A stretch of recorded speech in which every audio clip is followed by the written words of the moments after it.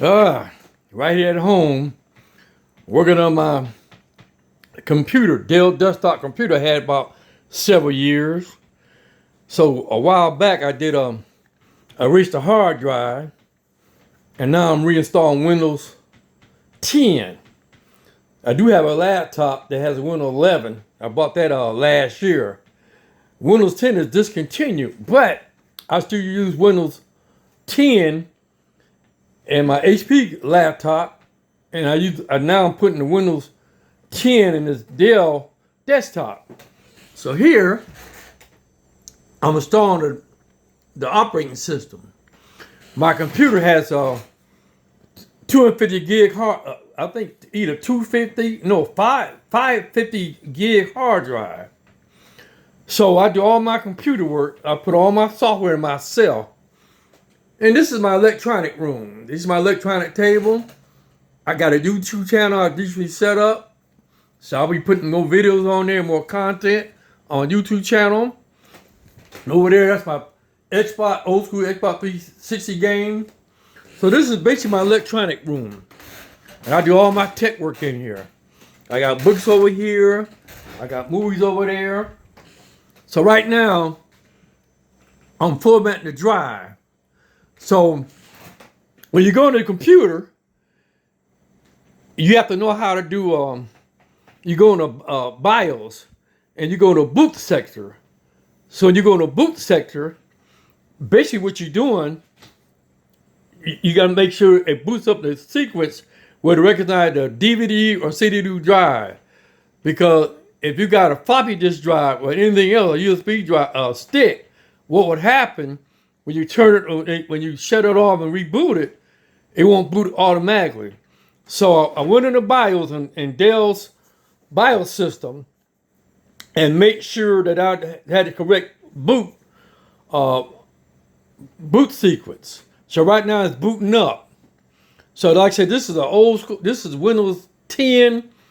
They discontinued it, but you can still use it. I got Windows Pro 10 on my HP laptop computer, what I use on and off, because I like playing a lot of video games. So this is it probably made about an hour, maybe less, for it to install on here. But like I said, this is a Dell desktop computer I have for a while. That's my Sony receiver right there. And this here, this is a power supply I use with a cooling fan to put on top of my Sony receiver to reduce heat. Because a lot of times these receivers get hot. And this is one of my studio mounted speakers, a Rockville. I'm gonna get another one. That's my mixing board, and I got everything hooked up here. This is actually my sound card. So I cut this on. They have different sounds on here. Turn on vocal cut. Male voice. NC mode.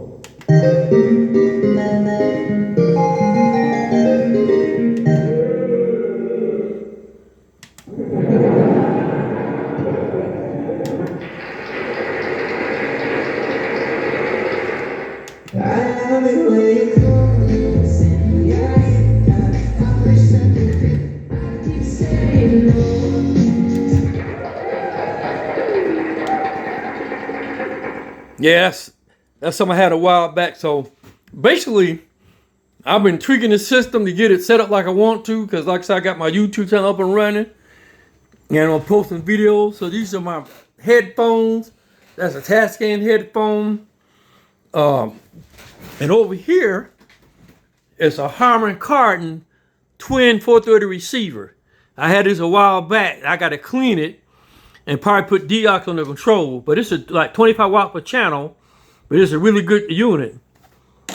And I got to put movie projector right in here. And this is my Yamaha receiver.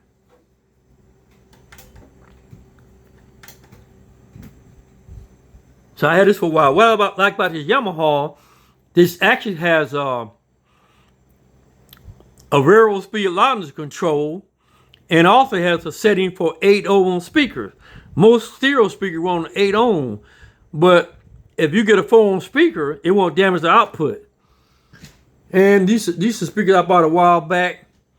And over here at the bottom, I got a Fisher receiver right here. Fisher 202. And I got to put some lights on there. It works pretty good though. It's about 30 watts per channel. And that's an old school Xbox 360. I got a lot of movies in there. I got to get some bookcases for all my movies and DVDs. So yeah, I'm an old school knucklehead. I've been messing with electronic computer over 30 years. But actually my technical background is electrical HVAC. When I went to school 30 years and 20 years ago. So I used to mess with Freon R, 12R, 22 and all that. Used to do a little bit of industrial refrigeration. But anyway, on this channel, I'm going to be putting some tech stuff up. History channel, because I like history. I like technical stuff. I like math and science. So, if you enjoyed it, subscribe to my channel. Thank you very much. Have a great day.